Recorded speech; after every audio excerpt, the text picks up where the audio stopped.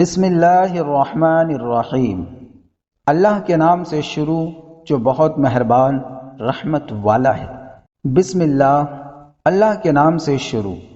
علامہ احمد ساوی رحمۃ اللہ تعالی علیہ فرماتے ہیں کہ قرآن مجید کی ابتدا بسم اللہ سے اس لیے کی گئی تاکہ اللہ تعالی کے بندے اس کی پیروی کرتے ہوئے ہر اچھے کام کی ابتدا بسم اللہ سے کریں، اور حدیث پاک میں بھی اچھے اور اہم کام کی ابتدا بسم اللہ سے کرنے کی ترغیب دی گئی ہے۔ چنانچہ حضرت ابو ہریرہ رضی اللہ تعالی عنہ سے روایت ہے، حضور نور مجسم رحمت عالم صلی اللہ علیہ وسلم نے ارشاد فرمایا، جس اہم کام کی ابتدا بسم اللہ الرحمن الرحیم سے نہ کی گئی تو وہ ادھورا رہ جاتا ہے۔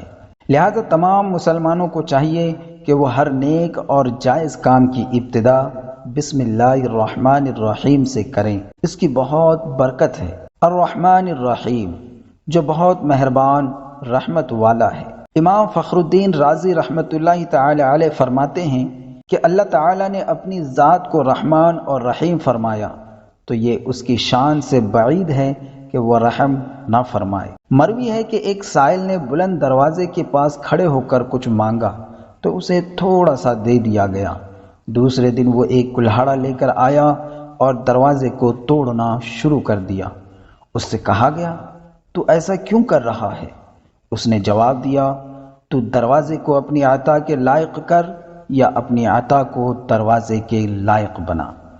اے ہمارے اللہ، رحمت کے سمندروں کو تیری رحمت سے وہ نسبت ہے جو ایک چھوٹے سے ذرے کو تیرے عرش سے نسبت ہے، اور تو نے اپنی کتاب کی ابتدا میں اپنے بندوں پر اپنی رحمت کی صفت بیان کی، اس لیے ہمیں اپنی رحمت اور فضل سے محروم نہ رکھنا۔ بسم اللہ سے متعلق چند شرعی مسائل۔ علماء کرام نے بسم اللہ سے متعلق بہت سے شرعی مسائل بیان کیے ہیں، ان میں سے چند بیان کیے جاتے ہیں۔ نمبر 1، جو بسم اللہ ہر سورت کے شروع میں لکھی ہوئی ہے یہ پوری آیت ہے، اور جو سورہ نمل کی آیت نمبر 30 میں ہے وہ اس آیت کا ایک حصہ ہے۔ نمبر 2، بسم اللہ ہر سورت کے شروع کی آیت نہیں بلکہ پورے قرآن کی ایک آیت ہے جسے ہر سورت کے شروع میں لکھ دیا گیا تاکہ دو سورتوں کے درمیان فاصلہ ہو جائے، اسی لیے سورہ کے اوپر امتیازی شان میں بسم اللہ لکھی جاتی ہے، آیات کی طرح ملا کر نہیں لکھتے۔ امام جہری نمازوں میں بسم اللہ آواز سے نہیں پڑھتا، نیز حضرت جبرائیل علیہ السلام جو پہلی وحی لائے اس میں بسم اللہ نہ تھی۔ نمبر 3، تراویح پڑھانے والے کو چاہیے کہ وہ کسی ایک سورت کے شروع میں بسم اللہ آواز سے پڑھے تاکہ ایک آیت نہ رہ جائے۔ نمبر 4، تلاوت شروع کرنے سے پہلے اعوذ باللہ من الشیطان الرجیم پڑھنا سنت ہے، لیکن اگر شاگرد استاد سے قرآن مجید پڑھ رہا ہو تو اس کے لیے سنت نہیں۔ نمبر 5، سورت کی ابتدا میں بسم اللہ پڑھنا سنت ہے ورنہ مستحب ہے۔ نمبر 6، اگر سورہ توبہ سے تلاوت شروع کی جائے تو اعوذ باللہ اور بسم اللہ دونوں کو پڑھا جائے، اور اگر تلاوت کے دوران سورہ توبہ آ جائے تو بسم اللہ پڑھنے کی حاجت نہیں۔ الحمدللہ رب العالمین، تمام خوبیاں اللہ کے لیے ہیں جو تمام جہان والوں کا پالنے والا ہے۔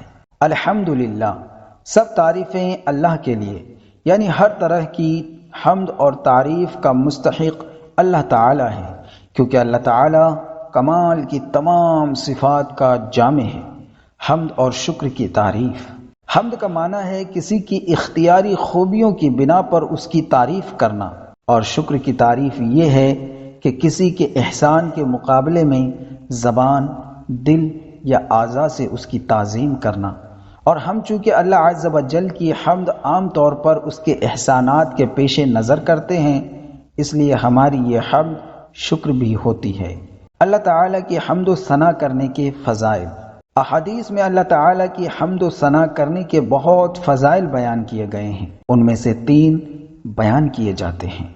نمبر 1، حضرت انس بن مالک رضی اللہ تعالی عنہ سے روایت ہے نبی کریم صلی اللہ علیہ وسلم نے ارشاد فرمایا، اللہ تعالیٰ بندے کی اس بات سے خوش ہوتا ہے کہ وہ کچھ کھائے تو اللہ تعالیٰ کی حمد کرے اور کچھ پیے تو اللہ تعالیٰ کی حمد کرے۔ نمبر 2، حضرت جابر بن عبداللہ رضی اللہ تعالی عنہ سے روایت ہے کہ حضور پر نور صلی اللہ علیہ وسلم نے ارشاد فرمایا، سب سے افضل ذکر لا الہ الا اللہ ہے اور سب سے افضل دعا الحمدللہ ہے۔ نمبر 3، حضرت انس بن مالک رضی اللہ تعالی عنہ سے روایت ہے کہ حضور اقدس صلی اللہ علیہ وسلم نے ارشاد فرمایا، جب اللہ تعالیٰ اپنے بندے پر کوئی نعمت نازل فرماتا ہے اور وہ نعمت ملنے پر الحمدللہ کہتا ہے تو یہ حمد اللہ تعالیٰ کے نزدیک اس دی گئی نعمت سے زیادہ افضل ہے۔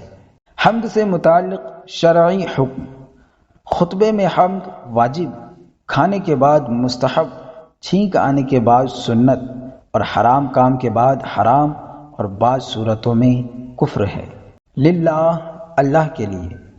اللہ اس ذات اعلیٰ کا عظمت والا نام ہے جو تمام کمال والی صفتوں کے جامع ہیں، اور بعض مفسرین نے اس لفظ کے معنی بھی بیان کیے ہیں، جیسے اس کا ایک معنی ہے عبادت کا مستحق، دوسرا معنی ہے وہ ذات جس کی معرفت میں عقلیں حیران ہیں، تیسرا معنی ہے وہ ذات جس کی بارگاہ میں سکون حاصل ہوتا ہے، اور چوتھا معنی ہے وہ ذات کہ مصیبت کے وقت جس کی پناہ تلاش کی جائے۔ رب العالمین، جو سارے جہان والوں کا مالک ہے۔ لفظ رب کے کئی معنی ہیں، جیسے سید، مالک، معبود، ثابت، مصلح، بتدریج مرتبہ کمال تک پہنچانے والا، اور اللہ تعالیٰ کے علاوہ ہر موجود چیز کو عالم کہتے ہیں، اور اس میں تمام مخلوقات داخل ہیں۔ الرحمن الرحیم، بہت مہربان رحمت فرمانے والا۔ الرحمن، بہت مہربان۔ رحمان اور رحیم اللہ تعالیٰ کے دو صفاتی نام ہیں۔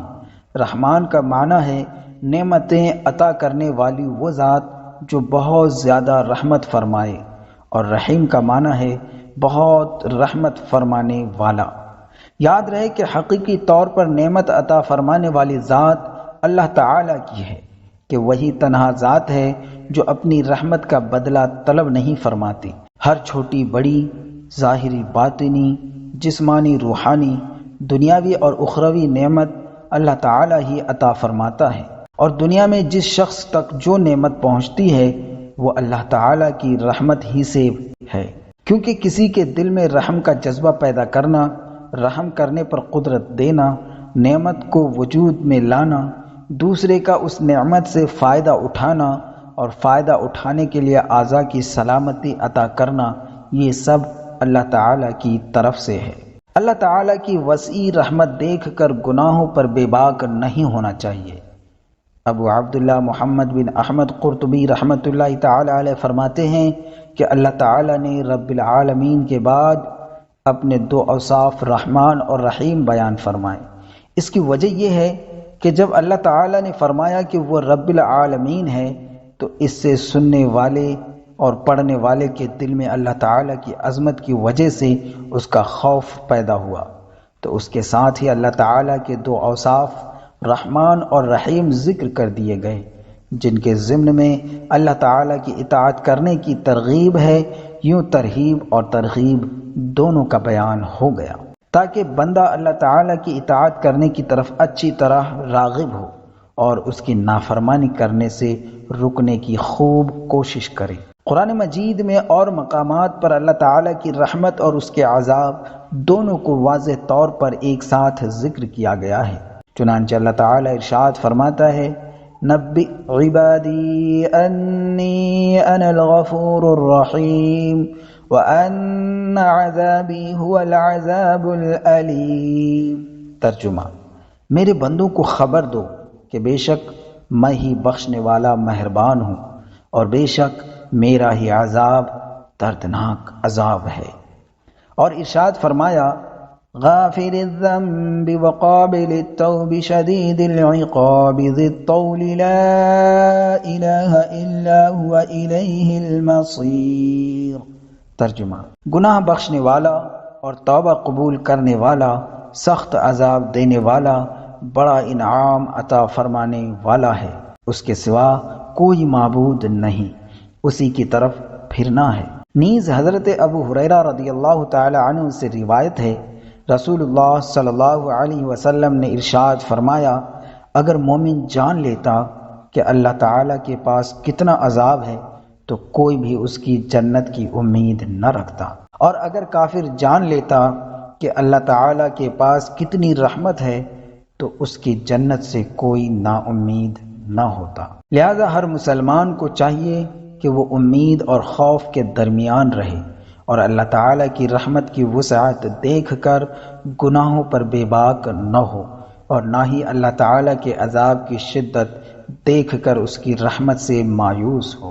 کسی کو رحمان اور رحیم کہنے کے بارے میں شرعی حکم: اللہ تعالیٰ کے علاوہ کسی کو رحمان کہنا جائز نہیں، جبکہ رحیم کہا جا سکتا ہے، جیسے قرآن مجید میں اللہ تعالیٰ نے اپنے حبیب صلی اللہ علیہ وسلم کو بھی رحیم فرمایا ہے، چنانچہ ارشاد باری تعالیٰ ہے، لَقَدْ جَاءَكُمْ رَسُولٌ مِّنْ أَنفُسِكُمْ عَزِيزٌ عَلَيْهِ مَا عَنِتُّمْ حَرِيصٌ عَلَيْكُمْ بِالْمُؤْمِنِينَ رَءُوفٌ رَحِيمٌ۔ ترجمہ: بے شک تمہارے پاس تم میں سے وہ عظیم رسول تشریف لے آئے جن پر تمہارا مشقت میں پڑنا بہت بھاری گزرتا ہے، وہ تمہاری بھلائی کے نہایت چاہنے والے، مسلمانوں پر رؤوف اور رحیم یعنی بہت مہربان، رحمت فرمانے والے ہیں۔ مالک یوم الدین، جزا کے دن کا مالک۔ مالک یوم الدین، جزا کے دن کا مالک۔ جزا کے دن سے مراد قیامت کا دن ہے کہ اس دن نیک اعمال کرنے والے مسلمانوں کو ثواب ملے گا اور گنہ گاروں اور کافروں کو سزا ملے گی، جبکہ مالک اسے کہتے ہیں جو اپنی ملکیت میں موجود چیزوں میں جیسے چاہے تصرف کرے۔ اللہ تعالیٰ اگرچہ دنیا و آخرت دونوں کا مالک ہے، لیکن یہاں قیامت کے دن کو بطور خاص اس لیے ذکر کیا تاکہ اس دن کی اہمیت دل میں بیٹھے۔ نیز دنیا کے مقابلے میں آخرت میں اللہ تعالیٰ کے مالک ہونے کا ظہور زیادہ ہوگا، کیونکہ اس دن کسی کے پاس ظاہری سلطنت بھی نہ ہوگی جو اللہ تعالیٰ نے دنیا میں لوگوں کو عطا فرمائی تھی۔ اس لیے یہاں خاص طور پر قیامت کے دن کی ملکیت کا ذکر کیا گیا اور فرمایا مالک یوم الدین، روز جزا کا مالک یعنی قیامت کے دن کا مالک۔ اگلے درس میں انشاءاللہ ایاک نعبد و ایاک نستعین سے لے کر آگے کچھ آیات کا مختصر سا خلاصہ بیان کیا جائے گا۔ اللہ تعالیٰ کی بارگاہ میں دعا ہے مولا تعالیٰ ہمیں قرآن کو پڑھنے، سمجھنے اور قرآن پر عمل کرنے کی توفیق عطا فرمائے۔